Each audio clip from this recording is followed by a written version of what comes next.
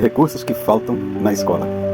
Pessoal, é impressionante, mas quando a gente fica muito tempo vivendo uma situação, há uma forte tendência a se acostumar com ela.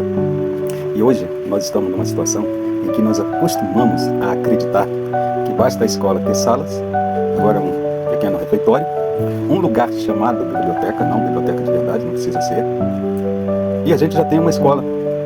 E a gente acredita também que essa escola opera conforme a sua atribuição funcional. A gente acredita nisso. A gente acredita também que a escola, ao ensinar, ela mesma pode fazer a avaliação. E ao fazer esta avaliação, acredita-se que jamais o professor ou a própria escola vai puxar a sardinha para o seu lado. Principalmente quando existem índices como o IDEB e tal, que valoriza muito a questão da reprovação. Uma escola que reprova muito, o IDEB cai. Então eu estou mostrando para vocês a causa de um dos maiores conflitos de interesse, altamente camuflado nas profundezas do esquecimento, da falta de conhecimento amplo das coisas. Está lá. Há conflito de interesse? Sim. Eu estudei numa escola onde o professor ia para a sala de aula, fazia o melhor que ele podia, dava a sua aula, passava aquele conteúdo, mas não era o professor quem avaliava. Havia uma equipe especial para avaliar os alunos após terem recebido a aula. Mas por estratégias interesseiras e se escondendo por trás de uma certa necessidade de economia, o pessoal criou o professor faz tudo. O professor ensina e ele mesmo avalia, né? Aí, se o professor ensina e ele mesmo avalia, se não, o professor é confiável, coisa e tal. Mas existe um tal de erro diálogo, que é muito comum acontecer. E os professores são humanos e podem ocorrer nesse erro. Ou seja, o professor, na hora das avaliações, ele não consegue agir 100% imparcial entre um aluno e outro. Então isso já seria suficiente para descartar esta avaliação como algo científico e confiável. Sem contar que o professor segue orientações escolares. Estas orientações escolares moldam, estrutura a coisa para que o aluno seja sempre um pouco mais do que ele realmente está sendo. O que eu estou falando, eu sei, é grave, é triste, mas é verdade. As pessoas não falam porque elas têm medo de serem cobradas. Por que não mudaram isso até hoje? Por que permaneceu há décadas e décadas do jeito que está hoje? E a gente se iludindo, acreditando que os políticos e empresários, em algum momento, eles vão salvar a escola, vão transformar a escola numa coisa que realmente produz uma aprendizagem de qualidade. Mas, justamente os políticos, justamente os empresários, por desconhecerem e terem o seu próprio conflito de interesse, que é permanecer no cargo, porque depois que a pessoa sente o gostinho do poder centralizado na mão dele, é como se ele fosse aquele imperador lá do passado, que tudo ele tem à disposição, carros, regalias e tudo. As pessoas amam isso daí. Então não está preocupado se a escola está ensinando bem ou não. Está preocupado que se alguém reclamar que a escola não está lá, ou reclamar que a escola está deteriorada, coisa e tal, é bom que reclame, porque aí vai um salvador, vai um político que faz um convênio com um empresário, tal, e eles fazem algo que vai reverter em moeda política. Então, pessoal, com esse pequeno prelúdio, eu gostaria que vocês parassem e refletissem para entender, lá na sala de aula, o ponto disso tudo, um dos mais cruciais. Já falei do professor, que certamente tem conflito de interesse. Tem que ter, porque ele é humano. Mas é fácil de resolver, porque lá na escola que eu estudei, o professor podia, de coração aberto, ensinar do melhor jeito possível, até porque o aluno vai ser avaliado junto com ele, porque a empresa, ou a instituição, a instituição escolar, vai verificar se aquela turma não foi bem, por que ela não foi bem. E esse professor dá aula na outra turma também não foi bem, e dá aula na outra também não foi bem. Quem é que está sendo avaliado? Só o aluno? Não, o professor também está sendo avaliado. E isto obriga os professores a melhorarem, não é? Não tem nada de mérito, essas coisas empresariais que querem empurrar a goela abaixo dentro da escola, nada disso. Estou falando uma coisa simples, uma regra simples. Se eu vou ser avaliado pelo meu ofício, ou seja, eu vou ser avaliado pelo meu ato de ensinar. Se eu ensino bem, eles vão se sair bem. É isso? Então tá bom. Passando agora para o outro lado. O pessoal no passado criou, sim, um super professor. Ou melhor, uma super professora, né? Tinha que sobrar para as mulheres. Infelizmente é desse jeito que a nossa sociedade vem funcionando há muito tempo, é isso? Então, a professora dá aula de matemática, português, geografia, história, ensino religioso, talvez eu tenha esquecido alguma aí, mas em torno de 6 disciplinas. Isso tudo porque o governo não quer pagar 6 professores diferentes. E por não pagar esses professores, já de cara começa sobrecarregando esta professora, que ela trabalha muito e ganha um salário pequenininho. E como ela ensina algo que ela não se formou para isso, ela precisa aprender para poder ensinar. E ela aprende muito. Aprende muito. Contudo, é um volume tão grande de conhecimento que a professora, de um ano para outro, quase que ela é levada né? Eu já encontrei professores que acham que é lindo isso dela pesquisar e preparar uma aula assim, tal, tal, tal, e ela achar mais lindo ainda no ano que vem ela preparar uma aula diferente, fantástica, ou seja, ela entra em loop, né? A aula que ela deu e que foi boa no ano passado, ela não usa mais esse ano. Esse ano ela já quer pesquisar no Google, ela quer imprimir folha, ela vai fazer um monte de coisa e vai se sobrecarregar igual.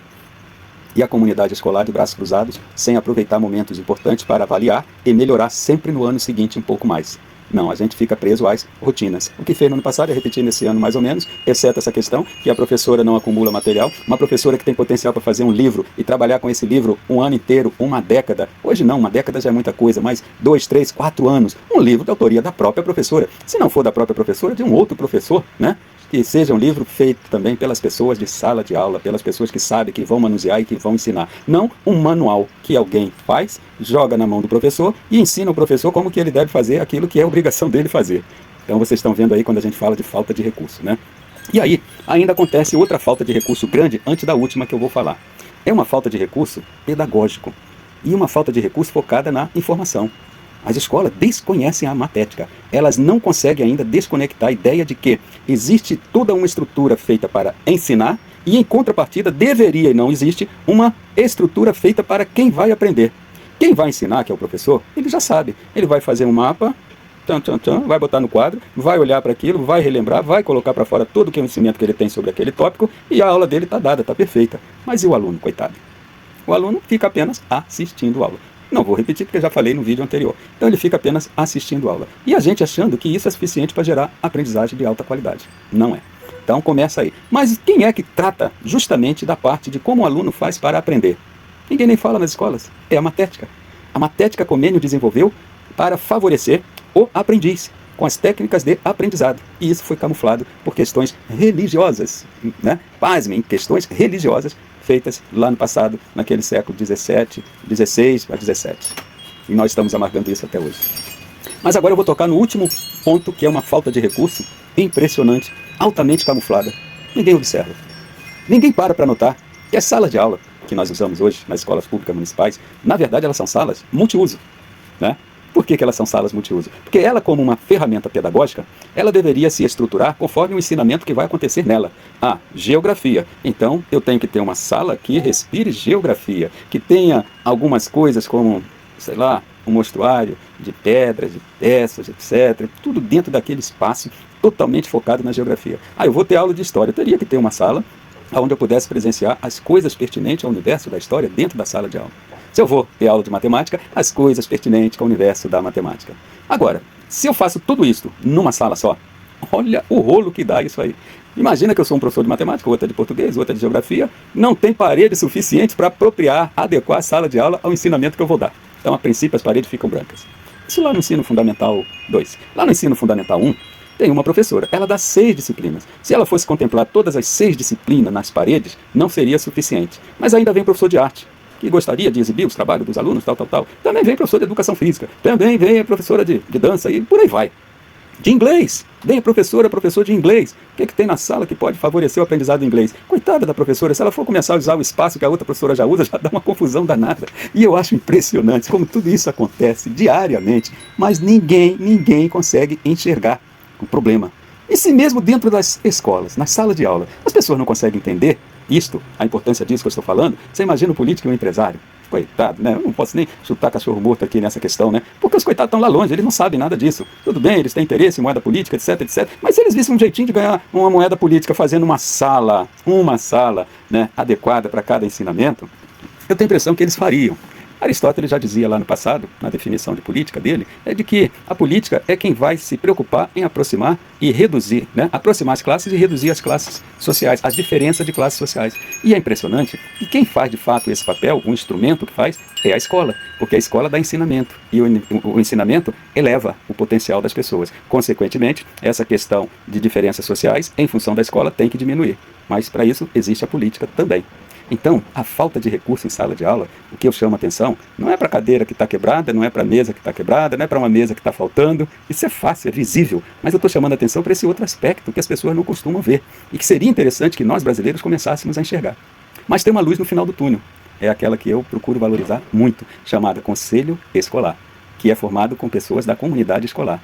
lá aonde eu posso botar essa minha colocação, que não é minha colocação, porque isso é universal, né? Mas eu posso colocar isso em pauta e ser discutido, e o conselho, que é o órgão máximo da escola, providenciar meios para que a gente consiga ter a escola onde a aula de geografia seja dentro de um universo de geografia, porque a gente sabe que assim o aluno aprende mais. Porque senão, nossos alunos de escolas públicas, municipais, estaduais, eles sempre vão ter uma formação inferior à formação das pessoas que têm recursos e pode botar o seu filho numa escola melhor. Uma escola onde tem exatamente isso que eu estou falando. Não vai ter uma professora ensinando tudo, não vai ter uma sala para você ensinar tudo naquela sala, e só isso já fará uma grande diferença. Então, esse vídeo, de fato, ele é um alerta. E a gente não para por aí, pessoal. Vocês assistam o próximo vídeo, porque nós vamos falar um pouquinho mais da questão da avaliação. Vocês vão ver, vocês vão cair para trás quando vocês ouvirem o que vocês vão ouvir quanto à avaliação, ok? Então, fico por aí. Forte abraço a todos.